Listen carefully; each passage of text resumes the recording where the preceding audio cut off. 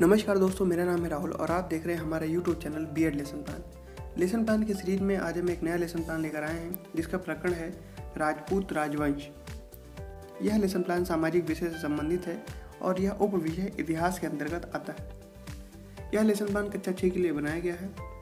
तो lesson plan के format के अनुसार सबसे ऊपर हम पाठ योजना संख्या लिखते हैं, उसके बाद संस्था या विद्यालय का नाम जहाँ भी आप शिक्षण के लिए जाएंगे, और उसके बाद ब्लॉक्स बनाते हैं जिसमें दिनांक, कक्षा, वर्ग, विषय, उपविषय, कालांश और अवधि जैसी सूचनाओं को लिखते हैं, जिसमें विषय में सामाजिक विषय, उपविषय में इतिहास, कक्षा में 6 और बाकी सूचनाएं आप अपने समय अनुसार लिखेंगे। प्रकरण है आज का हमारा राजपूत राजवंश। फॉर्मेट के अनुसार इसके अगले क्रम में हम सामान्य उद्देश्य लिखते हैं, जो कि यहाँ पर पूर्वत लिखा हुआ है।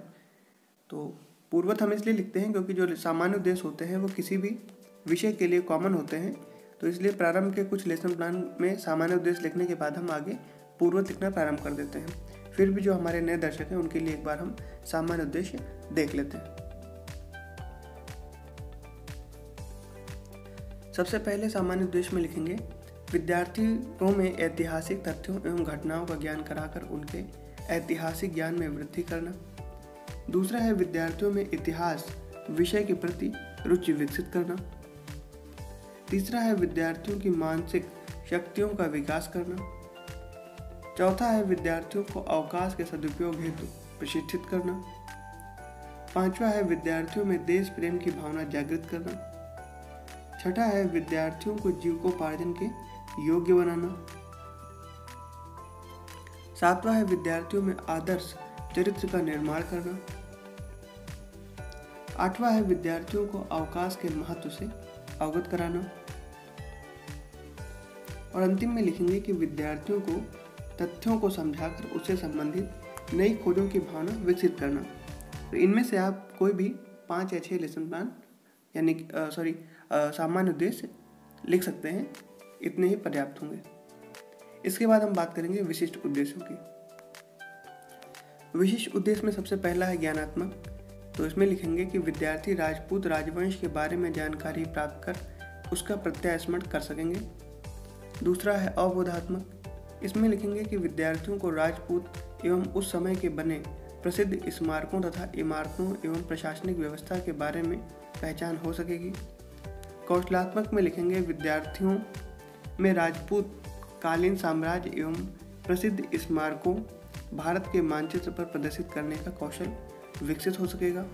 अनुप्रयोगात्मक में लिखेंगे कि विद्यार्थी राजपूत कालीन ऐतिहासिक घटनाओं, तथ्यों तथा प्रसिद्ध इमारतों का विश्लेषण कर निकाल कर सकेंगे तथा अपने जीवन में उसका प्रयोग कर सकेंगे। सहायक सामग्री में लिखेंगे कक्षा उपयोगी सामग्री तथा लपेट चंपट यानी कि रोलर बोर्ड पर बनी राजपूत वंशों की एक तालिका या चार्ट। शिक्षण विधि में लिखेंगे प्रश्नोत्तर प्रविधि एवं व्याख्यान विधि। पूर्व ज्ञान में लिखेंगे विद्यार्थी राजपूत काल में बने प्रसिद्ध इमारतों एवं हर्षवर्धन काल के बारे में सामान्य जानकारी रखते हैं। तो यह लेसन प्लान बनाने से पहले आप ध्यान रखें कि आप हर्षवर्धन काल का लेसन प्लान पहले ही पढ़ा चुके हों। इस चैनल पर आपको हर्षवर्धन काल से संबंधित, गुप्त काल से संबंधित, मौर्य काल से संबंधित बहुत सारे लेसन प्लान मिल जाएंगे, जिनके लिए एक अलग प्लेलिस्ट भी बना दी गई है। तो आप हिस्ट्री लेसन प्लान की प्लेलिस्ट में जाकर उनको देख सकते हैं। अब अगली हेडिंग देंगे हम प्रस्तावना प्रश्न की। तो इसमें कॉलम बनाएंगे छात्राध्यापक क्रियाएं और विद्यार्थी क्रियाएं। तो पहला प्रश्न लिखेंगे कि ह्वेनसांग किसके शासनकाल में भारत आया। तो विद्यार्थी क्रियाओं में लिखेंगे हर्षवर्धन के शासनकाल में भारत आया। दूसरा प्रश्न है कि हर्षवर्धन के बाद कौन से राजवंश ने शासन किया। तो उत्तर में लिखेंगे राजपूत राजवंश ने शासन किया। तीसरा प्रश्न है कि राजपूत राजवंश में बना प्रसिद्ध भवन कौन सा है। तो विद्यार्थी क्रियाओं में लिखेंगे समस्यात्मक, यानी कि यह समस्यात्मक प्रश्न है और इसी के अनुसार हम उद्देश्य कथन में लिखेंगे कि बच्चों आज हम राजपूत राजवंश के बारे में अध्ययन करेंगे। इसके बाद हम अगली हेडिंग देंगे प्रस्तुतिकरण की। तो इसमें 3 कॉलम बनाएंगे शिक्षण बिंदु, छात्राध्यापक क्रियाएं और विद्यार्थी क्रियाएं। तो शिक्षण बिंदु में सबसे पहला लिखेंगे राजपूतों की उत्पत्ति। तो प्रश्न करेंगे कि राजपूत कौन थे। तो विद्यार्थी गृह में लिखेंगे संभावित उत्तर। स्पष्टीकरण में लिखेंगे कि राजपूत राजवंशों का उदय 7वीं शताब्दी से दिखाई देता है। सम्राट हर्षवर्धन की मृत्यु के बाद केंद्रीय शक्ति का अभाव हो गया, इसी कारण छोटे छोटे राज्यों का अभ्युदय हुआ। राजपूत संस्कृत शब्द का राजपूत का बिगड़ा हुआ रूप है। यह शब्द राजकुमार या राजवंश का सूचक था। विद्यार्थी गृह में लिखेंगे कि विद्यार्थी ध्यानपूर्वक सुनेंगे और इसी में आगे लिखेंगे कि जो राजपूत नाम है वो धीरे धीरे क्षत्रिय वर्ग राजपूत के नाम से प्रसिद्ध हो गया। अब अगली हेडिंग हम लिखेंगे शिक्षण बिंदु में प्रमुख राजवंश। तो उसमें सबसे पहला लिखेंगे प्रतिहार वंश उज्जैन। तो प्रश्न करेंगे कि प्रतिहार वंश के संस्थापक कौन थे। विद्यार्थी क्रम में लिखेंगे संभावित उत्तर। स्पष्टीकरण में लिखेंगे कि इस वंश को गुर्जर प्रतिहार वंश भी कहते हैं। इस वंश का संस्थापक एवं प्रथम शक्तिशाली शासक का नाम भट्ट प्रथम था। प्रतिहार शासक महेंद्र पाल के दरबार में सुप्रसिद्ध रचनाकार राजशेखर निवास करते थे। विद्यार्थी गृह में लिखेंगे कि विद्यार्थी ध्यानपूर्वक सुनेंगे। अगला शिक्षण बिंदु में लिखेंगे गढ़वाल वंश कन्नौज। तो प्रश्न करेंगे कि गढ़वाल वंश के संस्थापक कौन थे। तो उत्तर में लिखेंगे विद्यार्थी गृह में संभावित उत्तर। स्पष्टीकरण में लिखेंगे कि राजा चंद्रदेव इस वंश के संस्थापक थे। गढ़वालों ने अपनी राजधानी कन्नौज तथा दूसरी काशी को बनाया। इस वंश का अंतिम शासक जयचंद था, जिसे मोहम्मद गोरी ने चंदावर के युद्ध में पराजित किया।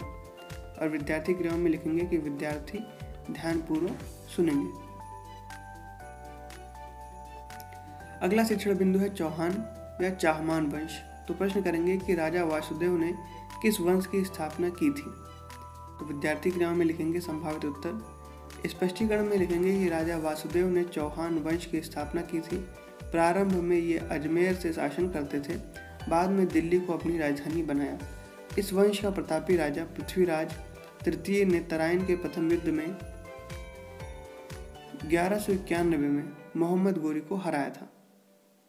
विद्यार्थी गृह में लिखेंगे कि विद्यार्थी ध्यानपूर्वक सुनेंगे। अब शिक्षण बिंदु में अगला वंश लिखेंगे चंदेल वंश, ब्रैकेट में लिखेंगे बुंदेलखंड। तो प्रश्न करेंगे कि विश्व प्रसिद्ध खजुराहो के मंदिरों का निर्माण किसने कराया। तो विद्यार्थी गृह में लिखेंगे संभावित उत्तर।